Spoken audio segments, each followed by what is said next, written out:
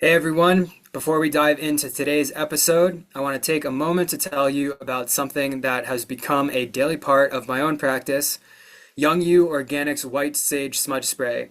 Now, if you're like me and appreciate the benefits of energy cleansing but want a smoke-free alternative, this spray is perfect for you. Made with white sage, clary sage, palo santo, rosemary, and lemongrass essential oils with added sea salt and blue apatite crystals, it offers all the powerful cleansing properties of traditional smudging without the need for burning sage. It's quick, it's easy, it's portable. Whether you're at home, in the car, or at work, this spray can help you clear out negative energies, reset your space, and create a calm, peaceful environment wherever you are. I personally love using it before recording these episodes to create a centered, grounded atmosphere. So if you want to enhance your spiritual practice in a clean, convenient way, check out Young You Organics White Sage Smudge Spray. That's youngyouorganics.com. A link will be in the description. All right, let's get into the conversation.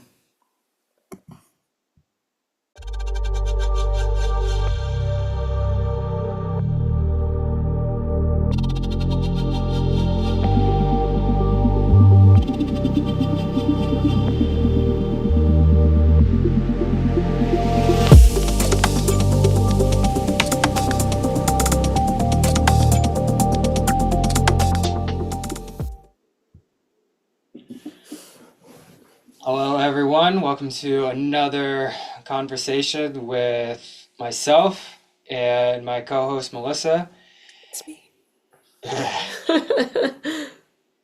And yeah, today we're going to be talking about the importance of grounding practices, grounding rituals, and leading that into the role of spirituality in mental health. And we're going to weave Melissa's trip to California to do some somatic training. Did I get that right? Yeah, that's right. Yeah, and we're actually talking about grounding in that program right now. It's called Alchemy Somatics, and it's a somatic healer training program. And the teacher, Stacy Matulis, she uses a map of the chakra system to teach, yeah, how to clear out old emotion, energy from the body. And we start Okay. with chakra one, which Right. is the red root chakra. And it has to do with safety, safety, unsafety, and grounding is a big part of that. Yeah. Yeah. I mean, I take grounding as both metaphorical and literal at the same time. Like if you were to go outside barefoot, grounding to the earth, and then like the metaphorical of, staying grounded spiritually and mentally. I don't know. Do you have anything to add to that? Well, what does it feel like, or what is it like to be grounded for you?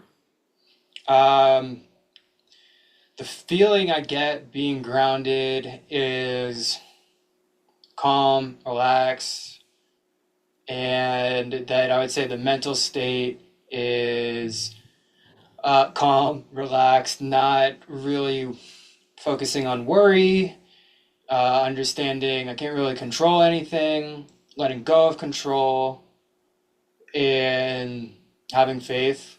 And I would say that's grounding for me personally. How about Hmm. you? Yeah, I think of grounding as a stability or a stillness or mm, a kind of steadiness that I could sense in my body. Sometimes I think it could feel like a heaviness or like a weightedness versus maybe ungrounded, where the sensation of like maybe like a fluttery chest or something is like so overwhelming that that's the only thing I could focus on. And it doesn't feels that kind of like a lot of a lot of moving but uncomfortable energy because I've also been grounded where I could feel very stable and still and also feel energy moving, but not in like a kind of uncontained or uncomfortable way. Mm. And I think being like up in the head a lot and like looping on something could be ungrounding. Absolutely. I Yeah. think certain like imaginations too is kind of ungrounding depending on the I don't want to say the purpose, but yeah, maybe depending on like the yeah, maybe depending on how I'm using it. I like that you mentioned imagination as being ungrounded. And certainly, I think in the way that we're taught what the imagination is a completely ungrounded definition of what the imagination is, of like using the imagination to imagine like fantastical things and like fabricating things, of like cartoons and who knows? I mean, like we're not taught really to have an imagination grounded in just being grounded. I don't know how else to say it, but an imagination that is actually focusing on the reality of what is around us and in us and through us. I think we're taught rather like, oh, you're just imagining it, you're just making shit up, right? Mm, yeah, and I think we do use our imagination in that way, which can be pretty ungrounded. Like imagining conversations that conversations with a person that maybe didn't happen or won't happen, but like letting your mind like loop on stuff that could potentially happen but might not ever happen, or fantasies in a way that distract you from actually being present or from reality, or yeah, things of that nature is especially too what I think of ungrounding, like when you're just kind of like lost in that mind and you're like, I'm going to say this to that person. I mean, I don't do it that much anymore, but I do certainly have some, um, I'm thinking now of one of the coping styles, which is disconnected. Um, and the one of the subtypes is floaty, and it is when you're like you live in this fantasy world that becomes kind of like what you enjoy versus like the reality of your life. So in a way, I think that's kind of where what I'm thinking with that, but I understand what you're saying about that imagination too. Yeah, I'm glad that you mentioned that because I didn't really have the words for it, but I was thinking, perhaps somewhere along the same lines too, of all the things that you mentioned, of like imagining how a conversation's going to go in the future with this person, and then you have the conversation and it really doesn't go like that at all. And, imagining scenarios that may or may not happen. And I feel like often our imagination gets like hijacked by things that are in social media, politics, all this kind of just things that are just like incredibly like highly polarized anymore, and especially seems like now currently it's like to the extreme, and so it just leads to like a lot of ungroundedness, I think, as far as a culture, a country, and a society. And it just, yeah, I think it just leads to mental instability. Yeah, so perhaps it also could mean like not related to a reality. Yeah, I think there's also like a very big, like, there really is like a very physical piece of it because of like we are literally connected by gravity through the physicality of the body. I think that's one way you can learn to ground the imagination and ground your overall beingness of Earth is to focus on gravity, what it's doing, how it's feeling. That's something Yeah. that I I know brings me back to where I am now and helps me to get out of those stories because like I'm definitely susceptible to just being like, oh, I'm gonna say this to this person, ah, you know, then it never really, or I shouldn't say never, but often, 90% of the time, it doesn't really ever go that way, right? I think like Yeah. I'm gonna say this to this person and then end up like, no, not gonna say that.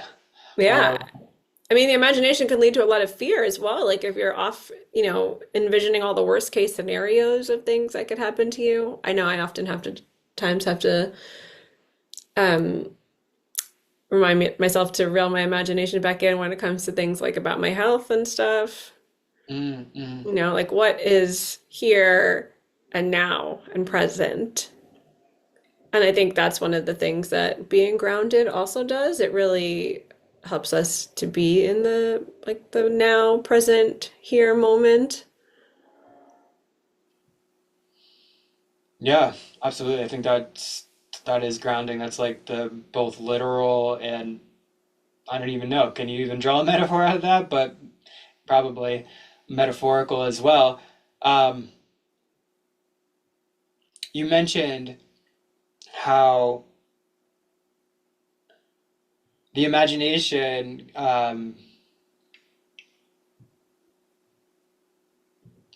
being, fearful of things can lead to false conclusions. And I wanted to actually, that's what I was thinking. I wanted to ask is, have you ever heard of this saying of um, always expect the worst or prepare for the best? Oh, expect the worst and prepare for the best. I Something like don't, that. I mean, I feel like it sounds familiar, but I'm not sure. Yeah, I just feel like that is like this false dichotomy. It's this duality of like you have to accept the bad with the good, right? And I mean, in my experience of the shamanic practice and learning the principles of it, I've learned that those two things, those two principles of like good and bad, worst and best, can just stand on their own and they don't have to have that connection to each other. Hmm. Yeah, I think I see what you're saying, but I also think at the same time we could have good and we could have bad at the exact same time.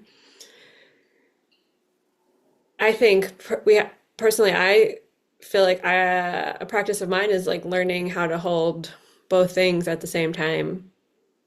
Mm, I mean, and also, we could bring it all down to like good and bad is just like something of a description, but it's how, you could feel almost how you could, feel the energy moving, but also feel grounded at the same time. You could feel something really like highly charged inside your body, but then perhaps you could also change your attention to somewhere else in your body and feel maybe like the connection to the chair. So it feels a little bit more stable. the way I'm experiencing what I just mentioned is individual things. So think like, is this thing good or is this thing bad? If it's good, it's not going to be bad. Like I know it's like a really simple way of looking at things, but that's the way I'm experiencing it. Okay, is this thing good or is it bad? Is it good? Okay, that thing gets to stay. If it's bad, all right, that thing has to be reorientated to something else. And Hmm. so, just looking at like an individual thing in and of itself, and saying like this would be the duality of it, of where you have these two opposites connected to each other, and it leads to this state of comparison. So if you look at just like an individual thing itself, and you go, oh, it can, be either good or it can be bad. I don't know necessarily if that connection of the dualistic framework of it actually works. I am tending more to think in my experience of, okay, this individual thing, it's good. Yes.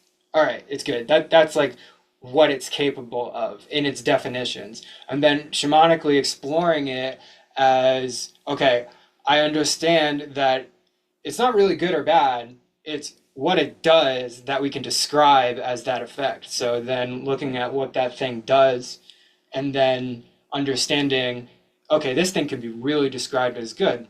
Like, you know, having a grounding practice, sitting on the floor, feeling gravity, doing, uh, any kind of body-based practice, moving the body in a certain way. Like, I think that can be good. But I guess it could also be bad too, right? If you're doing it to the Yeah, extreme. it But I totally think could though it be. depends on like how you do it. So like if you're doing it in a way that's good, then it's good. If you're doing it in a way that's bad, then it's bad. I don't know. It's like really I simplistic. I think maybe I think what you're I'm not exactly sure what you're all everything that you're trying to say, but right this point right now, it's like I'm going to exercise, but what is my intention for exercising? Is it because I like to move my body and I know it's healthy for me and I'm going to move my body today? Or is it because, oh my God, all last week I ate ice cream every day, so I have to go run 5 miles today? That's what coming up for me with what you were just saying. Whereas like the exercise in and of itself is like completely neutral. It's how am I approaching it? And not that one is good or bad, but one is more of like a healthy supportive thing, where the other one is more of like I'm punishing myself.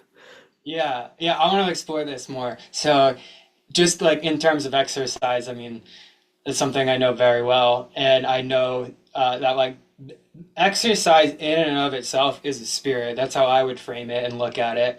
So the spirit, it can be described as good, it can be described as bad, but it's neither.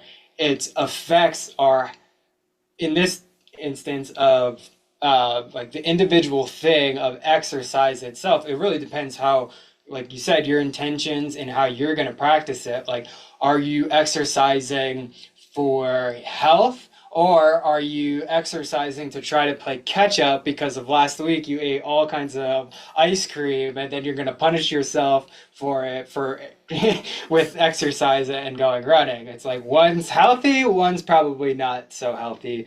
And but that's what I mean in and of itself is like the way you practice that thing and how you are practicing it, it's either good or it's bad. Or it can be neutral too. I guess there's that third option. There's definitely that third option. I'm not exactly sure. The other thing that comes up for me is like, let's say ice cream in general. Perhaps it's not the healthiest food to eat, but also you could enjoy it. True, true. You I know? think it like depends. Like, what's your what's your practice around eating ice cream? Are you eating it every day? Or are you having it on occasion? Right, moderation. Yeah, yeah. I'm not sure what started the duality of the good and the bad. Uh, Oh, the we're talking, imagination? yeah, yeah. Talking about being grounded in the imagination. Hmm. Talking about being grounded in the imagination. For you listeners, this might be a difficult one for you to go through, but you know what? I love playing with these ideas. Yeah. So, um, yeah, no. I, where we were going with this is having a grounded imagination, not being fabricating or fantasizing about things. And but I think it also leads to like using your logic and your reason to be able to check your imagination when you are fantasizing or fabricating. Yeah, using both parts of your brain. Yep. Both Well, parts. I think it just maybe we're just talking about looking at a larger kind of zooming out on everything that's going on and taking like a really a wider a wider view.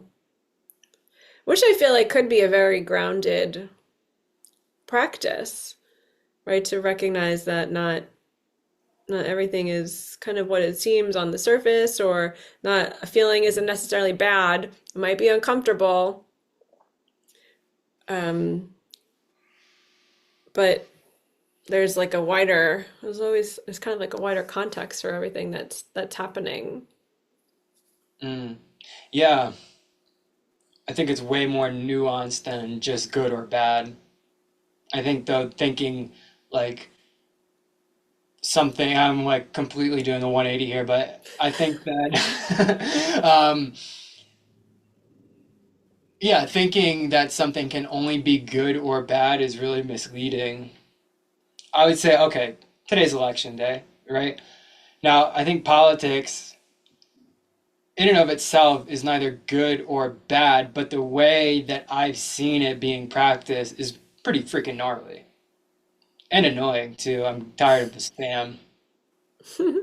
Right? So it's like the thing itself, you know, it's not really good or bad. It's how it's being practiced that can be described as as good or bad, meaning. Yeah, I mean, nothing inherently is good or bad, right? Like those are just like words that we like to throw out there that cause they cause like these splits inside of ourselves. Good, bad, right, wrong. Hmm.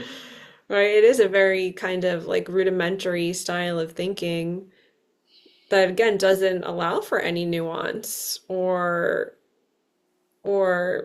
like different perspective or for change either, right? Like, okay, one day the ice cream wasn't the best thing to eat because I also ate cake and cookies and Halloween candy. But the next week I ate vegetables and like I had a scoop of ice cream, So there's all different ways that we could look at a situation or a thing. And I think describing something, yeah, is just good or bad is really simplistic. And then it really cuts you off to looking at it any other way. Mm. I think where I differ from that is understanding that the thing itself is neither good or bad, but it can be described as such.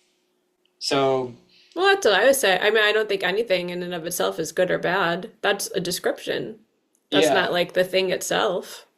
right, it's not the thing itself, but It's I an also, opinion.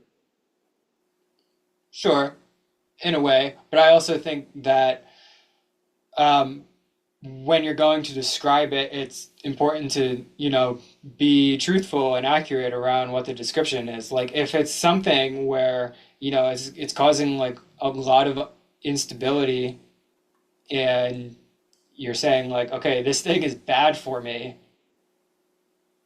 then having it just be like an honest description so that you can sort of like rework things. Like if I know something is, having uh, a bad effect on me personally, like I want to be able to say like, okay, yeah, like that thing is like having a bad effect on me personally, but maybe perhaps for someone else, it might be completely okay.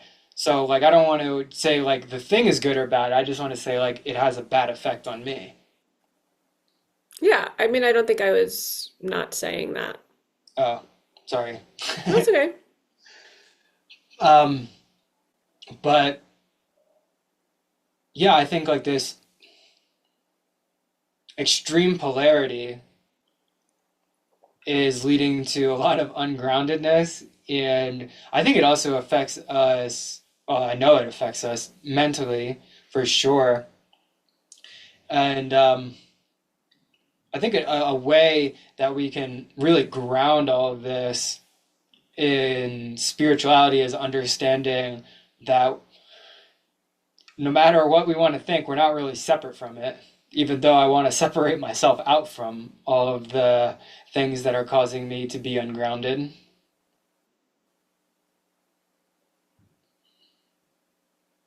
Yeah, we're certainly not separate from any of it. I think that's where the importance of the grounding comes in.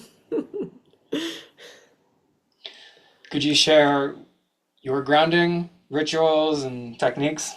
Oh yeah, well, I use my breath a lot to connect with, well, I think the breath and the air is pretty stable. So I use that. Also, it connects with like the tidal nature of life, which is also something that's like the rhythm. So connecting with like these things that are like soothing and a stable rhythm that really like permeates most everything, or like a universal kind of principle. I use feeling in my body, so feeling the heaviness in the body to feel gravity. I use a lot of like if I'm sitting, I'll feel like my legs against the chair and my back and really feel that stability. Um, I go outside as well and like just put my feet in the on the in the grass or use like the house plants or the trees. I use the trees I dieted a lot, asking them to help ground me. I imagine their roots like growing into the earth. I love all that. Those are all just really simple things that you can do in a day. Yeah, and I do it every day. I mean, I try every morning to do it, and then I definitely do it like all throughout the day. I think it's a really important practice for creating the stability in our body, in the nervous system, right? There's something about connecting to something bigger than you. Like we're all made of energy, so it's helpful for our energy system to really to move out of helpful for our nervous system to move out of like more activated state into a more calm state or more, not that being calm is like a better feeling, but from moving from activation to a state where you could be present, let's say. Mm. Hmm. Yeah, I love all that. Those are really good tips. Thank you. What about you? How are you practicing grounding? I go on a nature walk every day, and as I'm going on the nature walk, I'm recognizing all the things around me and really being mindful of just everything around me, and also training my brain and my mental state to focus on the things around me rather than the story inside of my head. So it's like a time where I get to just sort of release all of that to the earth. Um, I really like getting next to a river or any kind of body of water and just being next to it for an extended period of time. I do that on a weekly basis, and I just really like to listen to the water. There's a river, like, quarter mile away, so go there and just connect with the river itself and really connect with nature. And I really like connecting with all the animals that are outside, all the plants, all the natural elements. Um, I've been doing a lot of uh, body-based practices to focus on my body and doing just like nurturing types of movements where I'm rehabilitating my shoulder and also stretching my body out. And that's a practice called Florchi Flochi. I don't know if we mentioned it before. It was invented by Meister Hamilton Souther. And it's something that has really, I would say, been key for me to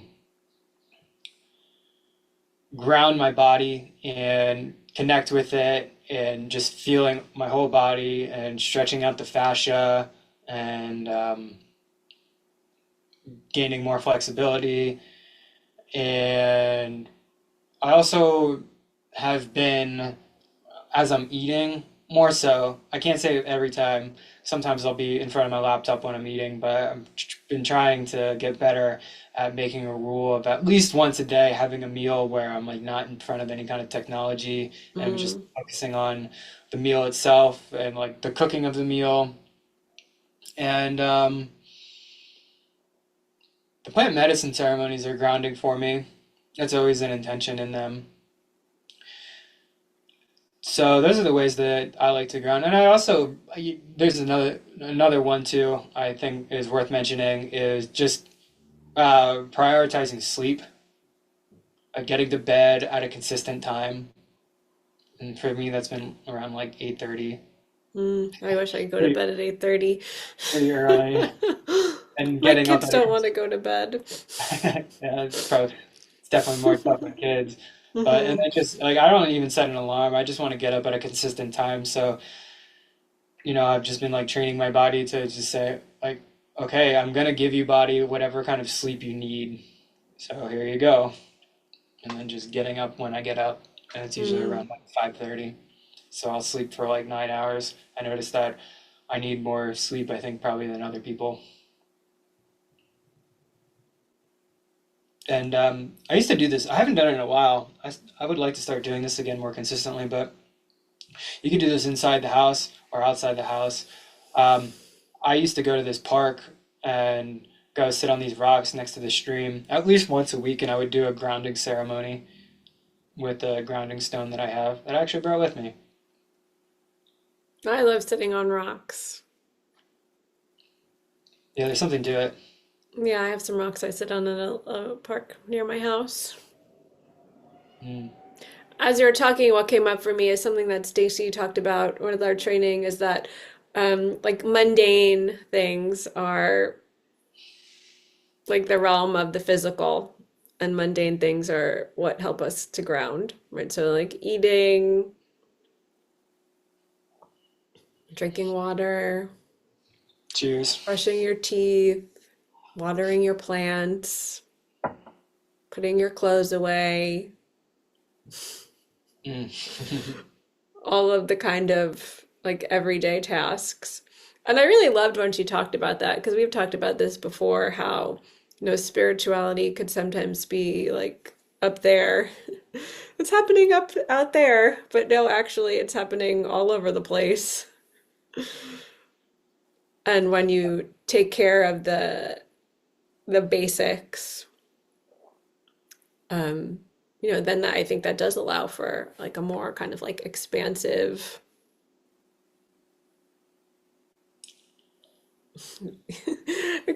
view of and like ability to be present with life. I It love really that. helps that range that people call it like range of tolerance. No, not range of tolerance, range of resonance. I can't remember what Dan Siegel calls it. Window of tolerance, that's what he calls it. You know that saying, a wise man built his house upon a rock. Oh, I never heard that. Never heard that? No. Mm. That was like something I learned in church as a kid. Oh, really? Yeah, it's like the foolish man built his house upon a sand, the wise man built his house upon a Mm. rock. But I think it's a really good saying in the sense of, when having the basic foundations of necessity being met is always going to make you so much stronger to be able to be capable of doing more things and being more secured and grounded. Yeah, I think it also is, right. It's helpful for that sense of safety. I mean, I think there is something to having a routine. They talk about that for kids, like having a bedtime routine. That way, every night they could predict what happens next. I could say to my kids, after like I read your books and we say our prayers, like sleep always comes. And like it's always, the process. It's not something that's scary. So when they like when you know what to expect, because when we feel more in control of something, we're going to feel a lot safer. Mm. Yeah, I think predictability is something that's really important for me Yeah. personally. I mean, I think that's Tony Robinson, I think, calls it one of like our basic needs. We need consistency, but we also need variety. So Hmm. there's that, like, Yeah, it's not one or the other, right? right. But yeah, but we do need both. We do need both, that's for sure.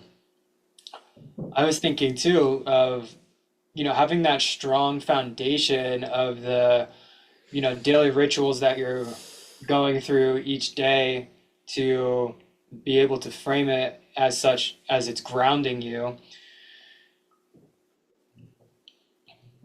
I think that really leads to mental stability and having your spiritual practice be something that's providing that mental stability for you. I think the biggest one for me is like we were saying, like with these grounding techniques, but and then also realizing too the no separation,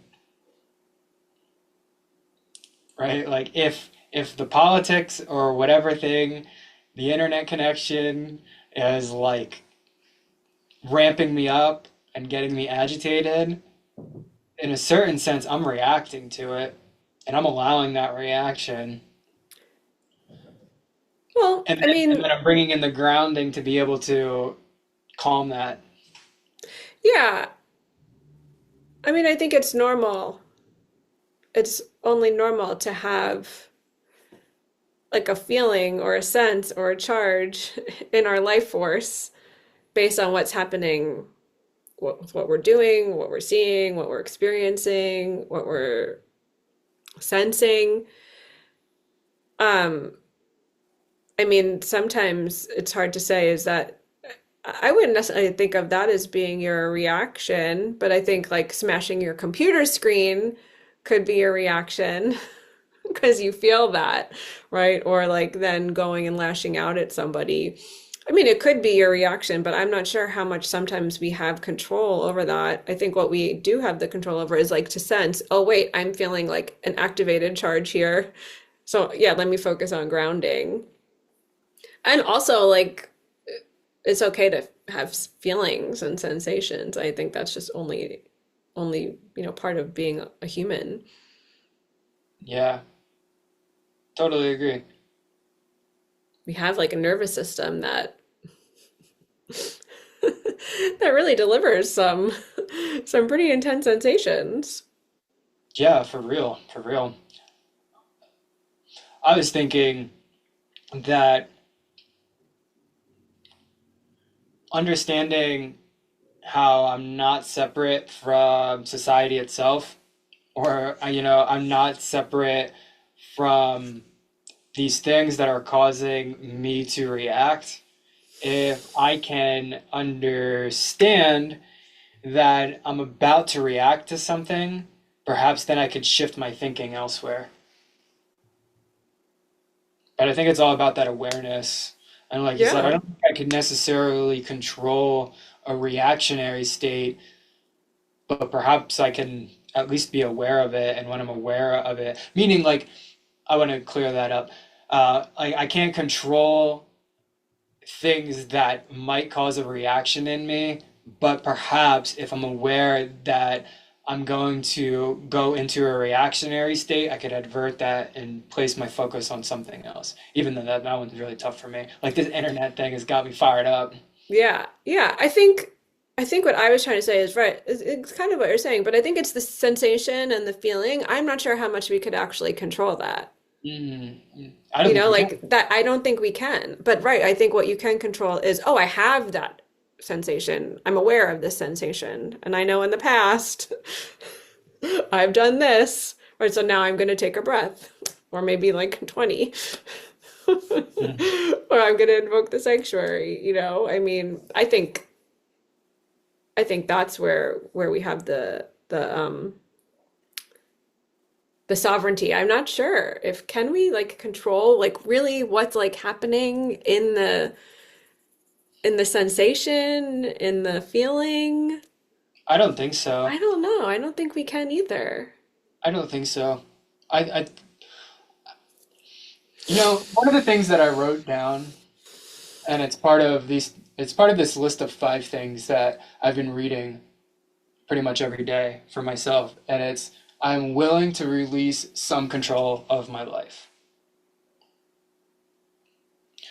I often think, like you were saying, that there are these things around us that are going to affect us one way or another. I don't think we can necessarily like control how we feel, and what's causing it. I'm working on recognizing the triggers, and then when I recognize a trigger has occurred or is about to occur, then using those grounding techniques to then be able to stay grounded instead of reacting to the trigger. Yeah, I think that's where what we have the ability to control comes in. Yeah, and like you were saying, like that's our sovereignty, that's our choice, that's our decision. And yeah, it's not, I think that that's a hard one, especially for myself, is not getting caught up within the fear, not getting caught up within the stories, and then telling myself the stories, and then being lost in my own stories about all the shit that's going on, and recognizing I actually do have sovereignty to do something different, to avert my thinking elsewhere, to focus on the grounding techniques Yeah. and etc.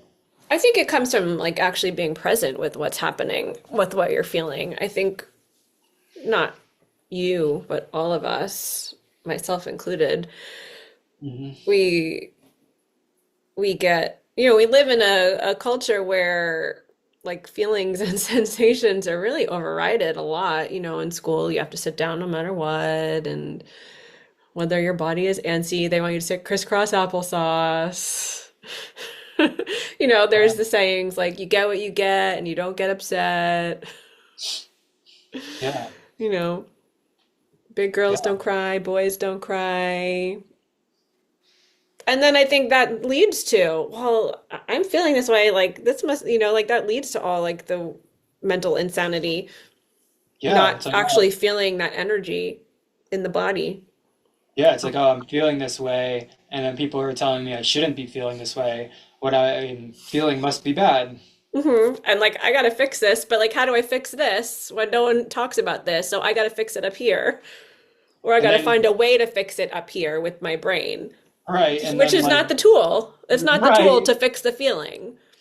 right. I was just And the gonna say, feeling doesn't need to be fixed. What needs to be fixed, right, is the reaction or response to it, or the way we deal with it, if you want, however you want to say that. absolutely, absolutely. And yeah, I think a lot of what we're talking about is leading to just mental disease.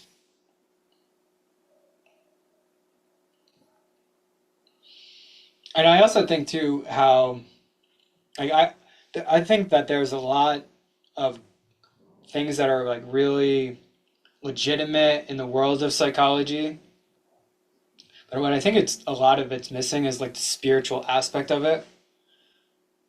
I mean, how much spiritual unwellness, and it is the same thing as mental unwellness, is caused by thinking that God is somehow some separate being upstairs casting judgment on you and punishing you.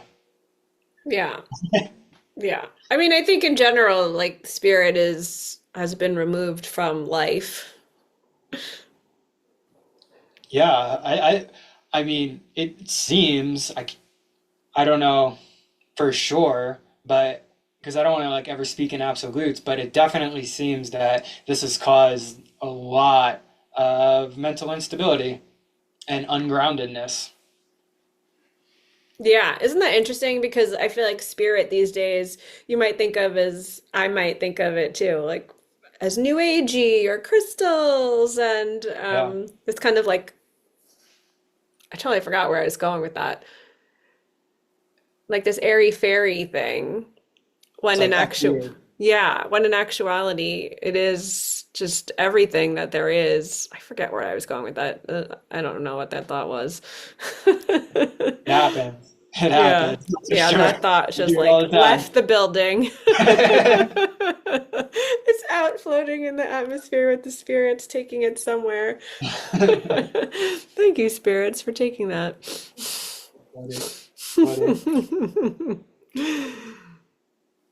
Yeah, I mean, um, like the whole New Age, I don't really know quite what New Age is, to be quite honest. Like, I guess like if I, it'd be like one of those things where if I see it, I'll probably know it. But um,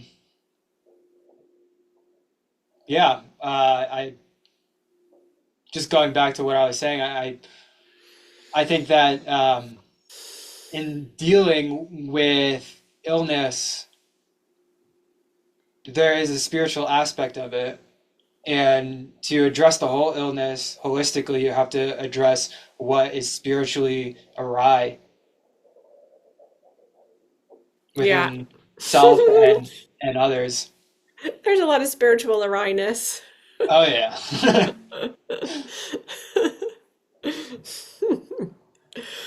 I think too, like, I don't know, there's this, I kind of see it and experience, I don't know if I experience it so much, but I kind of see it as like this, right? Like, there's just really this, like a subset that only like certain people could be spiritual, or like you're only spiritual if you do certain practices, or if you believe certain things. Yeah, I like to reframe that and just say the way I live my life is spiritual, and that I could extend for anyone, even the people who aren't spiritual. Like, it's really how you live your life. Yeah, I mean, it's the whole, it's everything. Yeah, yeah, it's how you live, Yeah, I how completely you agree. think, how you like everything, everything. Yeah, it's actually like a very grounded state. Whereas I think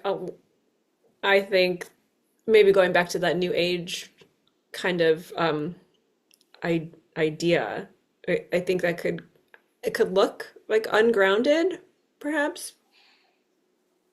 Like people say woo woo. I don't really even know what that means. Mm-hmm. But right, like saying like it's this like again, this airy fairy like floaty thing, or actually like spirituality is really a ground like a very grounded, rooted, like real like a real reflection of the actual truth of the nature of reality. Yeah, yeah. I mean, from my experience of, exploring spirituality, those are really the conclusions that I've come to. And I mean, I'm sure there's so much more to explore with it. I'm not saying like I've concluded spirituality, but like what I am saying is that I yeah, figured it all out. I've come to the same conclusion as you, is, understanding, spirituality is the way I live my life. It's, in through and all around everything that I'm doing, thinking, feeling, it's everything. Like even, if you study science, like you're studying the spirituality of science. Even though probably a lot of people would disagree with that statement, that's okay. Yeah. Well, I think kind of what I Or was trying to say is historically it's been a separate a thing of itself, right? Like you're religious or you're spiritual. People say they're religious but not spiritual, or spiritual but not religious. yeah, I don't know, it just seems like a bunch of head games to me. Yeah, yeah, it's like word salad, I suppose. It's right. It's all like the spirit of thinking. Yeah, right. The spirit Yeah, of thinking that you're separate, that you could separate the two things. I mean, and that's glorious that we could even think that. yeah, right. Weird, very weird. Yeah. Yeah, and I forget it too. Like there's definite times where I forget it and I need to be reminded. Yeah. Yeah, I mean, I think even this conversation for me is a good reminder Same here. that you really can't separate anything from the spiritual. Yeah, I really love that framework because it makes everything just I don't know what word to use, but like just like way more magical. Yeah, Like like things meaningful. meaningful. Sure, yeah. It just makes everything worthwhile. It's like, what am I doing here? I'm working on my spirituality with everything that I do. Brushing my teeth, eating my food, Yeah. yelling at my computer. It's like you're not alone, right? You're with spirit and you're belonging to this earth, this universe that's full of spirit, and you're not just here like, what the fuck? I just thought of like the Talking Head song, like, how did I get here? This is not my beautiful house. Right? Like you're no, we're not just like talking heads. No. Although right now we are. I might And not so have a much body. more, I but might not have a yes. body right now.